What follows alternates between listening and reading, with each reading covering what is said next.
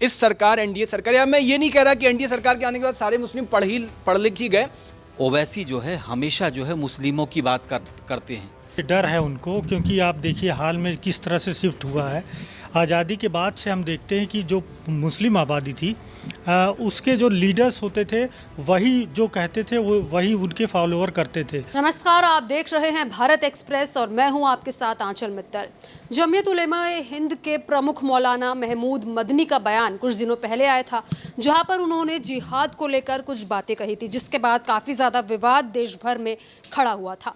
लेकिन अब सवाल मुस्लिम लीडरशिप के ऊपर उठ रहा है कि क्या देश भर में मुस्लिम लीडरशिप में एक शिफ्ट देखने को मिल रहा है, और ये शिफ्ट मौलानों से निकलकर राजनीतिक की तरफ बढ़ रहा है। बताया ये जा रहा है कि असदुद्दीन ओवैसी की तरफ जो है ये शिफ्ट बढ़ रहा है और देश की मुस्लिम लीडरशिप कहीं ना कहीं उनके हाथ में आती नजर आ रही है। अब इसी को लेकर आज हम बात करेंगे, जिसके लिए इस वक्त मेरे साथ मेरे वरिष्ठ सहयोगी हरिशंकर जी मौजूद है, अजीत प्रताप सिंह जी मौजूद है, उज्ज्वल मिश्रा मौजूद है, और इनसे समझेंगे कि आखिरकार क्यों ऐसा देखने को मिल रहा है और इसके पीछे का कारण क्या है। तो सर, सबसे पहले मैं आपसे ही जानना चाहूँगी। देखिए, सबसे पहले कि मुस्लिम वोट बैंक जो आज का सवाल नहीं है। आप आज़ादी के समय से देखिए, मुस्लिम लीग, बाकी अलग अलग जो क्षेत्र है, अलग अलग राज्य हैं, वहाँ पर कहीं ना कहीं मौलवी मौलाना, जैसे आप दिल्ली में देख लीजिए, शाही इमाम हो गए, चाहे बाकी लोग, ये लोग बहुत अपने तरीके से कंट्रोल करते थे और किसी न किसी पार्टी को एक मुश्त इनके वोट डलवाते थे। कई बार है कि इनके घर में से भी कोई विधायक लड़े तो कोई और चुनाव लड़े। तो कुल मिला करके है कि ये शुरू से चलता आ रहा है, लेकिन जो मौजूदा हालात है वो बदलाव की तरफ जा रहा है। बदलाव इसीलिए कि असदुद्दीन ओवैसी हैदराबाद और वहाँ से आकर के बिहार में 2020 में भी 5 सीटें जीती उन्होंने, और इस बार भी 5 सीट उनको मिली है सीमांचल में। मतलब ये कि कहीं ना कहीं पॉलिटिक्स चीज़ें बदल रही हैं।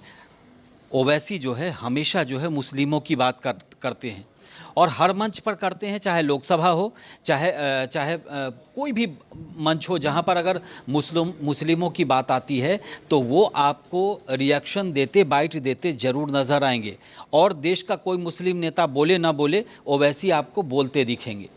यही वजह है कि बाकी जो और तमाम संगठन हैं, उनको लगता है कि अगर ओवैसी ऐसे ही छाते रहे सभी राज्यों में, कई राज्यों में वो चुनाव भी लड़े, जैसे महाराष्ट्र में भी उनका वजूद है, उसके बाद यूपी में भी लड़े, फिर अभी बंगाल में चुनाव है, हो सकता है कि वो बंगाल में भी लड़ें, वहाँ भी मुस्लिम आबादी ठीक ठाक है। तो कुल मिला करके है कि ओवैसी जो है को देख करके बाकी तमाम जो दूसरे जो संगठन हैं, जैसे जमीयत उलेमा ए हिंद है, तो उनको भी लगता है कि भाई जब उनकी बात सुनी जा रही है, जब उनके नुमाइंदे चुन के आ रहे हैं, तो हम भी उसी दिशा में क्यों ना आगे बढ़ें। और इसीलिए 4 कदम बढ़ के वो भी बयानबाजी कर रहे हैं। चाहे उनके जो चाचा हैं अरशद मदनी, वो उनके बयान ले लीजिए कि लंदन और अमेरिका में उन जगहों पर अगर मेयर मुस्लिम हो सकता है, लेकिन भारत में नहीं। हालांकि उन्होंने ये संदर्भ उनका जो भी रहा हो, लेकिन ऐसा उन्होंने गलत कहा, क्योंकि भारत में ऐसा नहीं है। आप कई यूनिवर्सिटी के वाइस चांसलर जो हैं मुस्लिम हैं, कई राज्यों में वो मंत्री हैं, तो ये सब कहने की बात है। लेकिन उनका था कि अपने लोगों को संदेश देना था, और कहीं ना कहीं अब महमूद मदनी भी लगातार मुखर हो गए हैं। तो कुल मिलाकर के यही है कि अब जो मतलब ओवैसी को चुनौती देने के लिए बाकी तमाम संगठन भी आगे आ रही हैं, क्योंकि अब उनको लगता है कि ओवैसी से अब उनके वजूद को खतरा है। सर, मैं आपसे भी जानना चाहूँगी, जिस तरीके से अभी हाल ही में महमूद मदनी का स्टेटमेंट सामने आया, उससे पहले जिस तरीके से हरी सर ने भी बताया, अरशद मदनी का भी स्टेटमेंट सामने आया था, जिसमें कहीं ना कहीं भड़काऊ वो लग रहे थे दोनों स्टेटमेंट्स।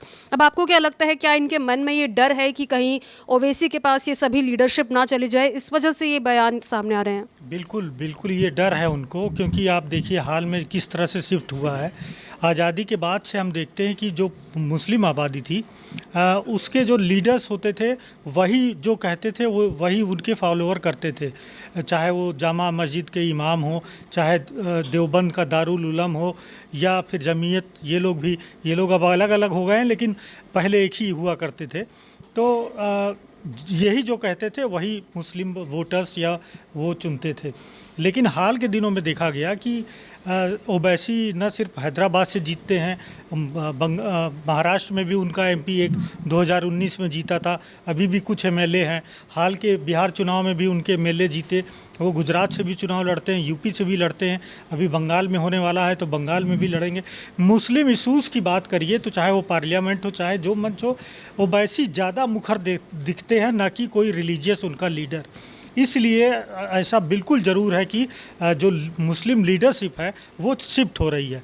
और इससे बड़ा उदाहरण ये है कि सिर्फ वो मुस्लिम इश्यूज़ की बात करते नहीं दिखे, बल्कि हाल ही में ऑपरेशन सिंदूर के बाद जब एमपीज़ का जो डेलीगेशन भेजा गया कई देशों में, तो वहाँ भी ओवैसी दिखे, यानी राष्ट्रवाद मुस्लिम उनका दिखा वहाँ पे। तो हिंदू भी काफ़ी समर्थक, उन्होंने काफ़ी उनको जो है शाबाशी दी, उनका जो एक्स पे देखिए तो काफ़ी अप्रिसिएट किया गया उनको। तो उनकी जो लीडरशिप है उसमें ज़्यादा प्रभाव दिख रहा है, ना कि जो रिलीजियस लीडरशिप। अच्छा, अब इससे चिंता में है दोनों चाचा भतीजे, चूँकि उनका फ़ैन फॉलोइंग बहुत ज़्यादा थी पहले, और अब उतना फॉलोइंग नहीं है। उन्हें लगता है कि शायद वो अपना वजूद ख़त्म होता दिख रहा है उनका। इसलिए हाल ही में देखिए दोनों किस तरह से बयानबाजी देने लगे। अरशद मदनी ने कहा कि भाई लंदन और न्यूयॉर्क में तो मुस्लिम मेयर हो सकता है, इंडिया के किसी यूनिवर्सिटी का चांसलर नहीं हो सकता, हालांकि गलत कहा उन्होंने। और महमूद मदनी ने अभी भोपाल में इसी हफ्ते बोला कि यदि जुल्म होगा तो जिहाद होगा। जो है ये बहुत ही कंट्रोवर्शियल बयान है, बड़ी आलोचना भी हुई, लेकिन असली वजह यही है कि लीडरशिप उनके हाथों से फिसल रही है।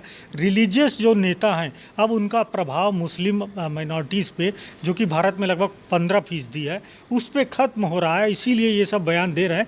और अब लीडरशिप पॉलिटिकली शिफ्ट हो रही है ओवैसी की, क्योंकि ओवैसी देखिए वेस्टर्न से पढ़े हुए हैं, वेस्टर्न एजुकेटेड हैं, अच्छी तरह से बात रखते हैं, कोई विवाद नहीं खड़ा होता है।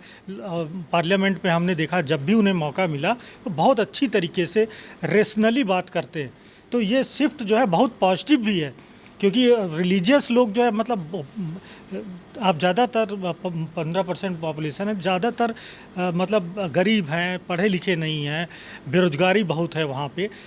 ओवैसी की लीडरशिप आएगी तो शायद वो प्रोग्रेस भी आगे बढ़ेगी, ग्रोथ भी आगे बढ़ेगी। उज्जवल, आपको क्या लगता है जो ये भड़काऊ बयान दिए जा रहे हैं, इनसे कुछ फ़ायदा होगा? जो डर इनके मन में बना हुआ है, क्या वो ख़त्म होगा, या फिर जो जनता है उनके मन में इसका कुछ असर आएगा? आपने डर की बात कही, सारा खेल जो आप पूरे इतने दिनों से सुर्खियों में देख रहे हो वो सिर्फ इसी एक शब्द पर टिका है, डर। अब आप देखिए, मदनी जो उनका धार्मिक संगठन है और ओवैसी का एक पॉलिटिकल ऑर्गेनाइजेशन है, आप दोनों को कंपेयर नहीं कर सकते हो। वो धार्मिक संगठन चला रहे हैं, ये एक पॉलिटिकल पार्टी चला रहे हैं, पॉलिटिकल ऑर्गेनाइजेशन है इनका। लेकिन होता क्या है, पहले के टाइम पे आप देखिए मुस्लिम समाज के जो लोग थे उनमें लिटरेसी रेट कम थी। इस सरकार, एनडीए सरकार, या मैं ये नहीं कह रहा कि एनडीए सरकार के आने के बाद सारे मुस्लिम पढ़ लिख ही गए, रेट वो बड़ा है, परसेंटेज वो बड़ी है। होता क्या है आंचल, पुराने जो दकियानूसी या पहले जो लीडरशिप, रिलीजियस लीडरशिप की जिसकी बात कर रहे थे, इसका एक बहुत बड़ा कॉन्सेप्ट है। बस आप आसान भाषा में ऐसे समझिए कि पहले जो मौलानाओं ने, धर्म गुरुओं ने जो कह दिया वो सच हो गया। जो आपको याद होगा, पहले फतवे जारी हुआ करते थे कि ये इसके लिए ऐसे वोटिंग होगी, उसके लिए ऐसे वोटिंग होगी, तो एक फतवा जारी कर दिया और उस फतवे से वोट सारा उधर चला गया। अब ये नहीं होता है, अब ये कम हुआ। क्यों कम हुआ है? क्योंकि अब मुस्लिम समाज के लोग जागरूक हुए हैं, पढ़ने लिखने लगे हैं, हर किसी के हाथ में डिजिटल युग है, हर किसी के हाथ में फ़ोन है, हर कोई अपना देखता है कि मेरे हक हुकूम की बात क्या हो रही है।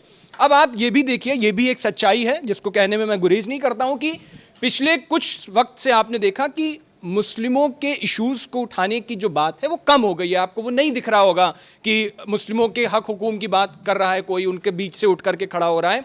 लेकिन असदुद्दीन ओवैसी आपको दिख जाते होंगे। असदुद्दीन ओवैसी की जो स्पीच डिलीवरी की जो स्टाइल है, जिस तरीके से वो बोलते हैं, जो उनके शब्दों का चयन होता है, वो आपने देखा होगा बहुत इन्फ्लुएंस करता है लोगों को, और वो डायरेक्ट जाकर के मुस्लिम समाज के लोगों को दिल पे लगती है उनकी बात। जैसे आप कहते हैं कि इस देश में बहुत चुनिंदा नेता हैं जिनकी स्पीच डिलीवरी की स्टाइल बहुत यूनिक है, उसमें से एक आप नंबर 1 पर तो फिलहाल प्रधानमंत्री नरेंद्र मोदी का ही नाम रख दीजिए। दूसरे उसी एक जब टॉप 10 की लिस्ट आप बनाएंगे तो उसमें असदुद्दीन ओवैसी का नाम जरूर लिखा जाएगा, क्योंकि उनके बोलने का स्टाइल अलग है और वो जब बोलते हैं, उन इश्यूज पर बोलते हैं, तो वो बात जाकर के हिट करती है। मदनी को लगा और ये दिख भी रहा है। आप जब ओवैसी का भी हाल फिलहाल में सर ने बताया ही, चुनाव लड़े, बिहार में लड़े, महाराष्ट्र में आप देखिए औरंगाबाद में उनका एक विधायक है, तो मदनी को लगा कि ये सारा फिर मेरी, अब अच्छा आप ये बताइए जब सारा मुस्लिम उधर शिफ्ट हो जाएगा तो मदनी की बात कौन सुनेगा? उस धार्मिक संगठन से कौन जुड़ेगा? उनके उस संगठन से वो किसको लीड कर पाएंगे? फिर तो लीड ही नहीं कर पाएंगे। उन्हें लगा कि अब ना तो मदनी अनुभव में कच्चे हैं, ना उम्र में कच्चे हैं, उन्हें भी पता है मौजूदा हालात क्या चल रहे हैं, तो उन्हें लगा अब कुछ ऐसे बोलना पड़ेगा जो डायरेक्ट जाकर के हिट करे। इसीलिए आपने वो शब्द सुना कि जब जब जुल्म होगा तब तब जिहाद होगा, सीधे 2 लाइन की सीधी बात। उसके बाद उनके चाचा का जो बयान अभी बताया ही कि लंदन में कोई मदनी मेयर हो सकता है, यहाँ नहीं हो सकता, वो सीधे उन्होंने हिट करने की कोशिश की।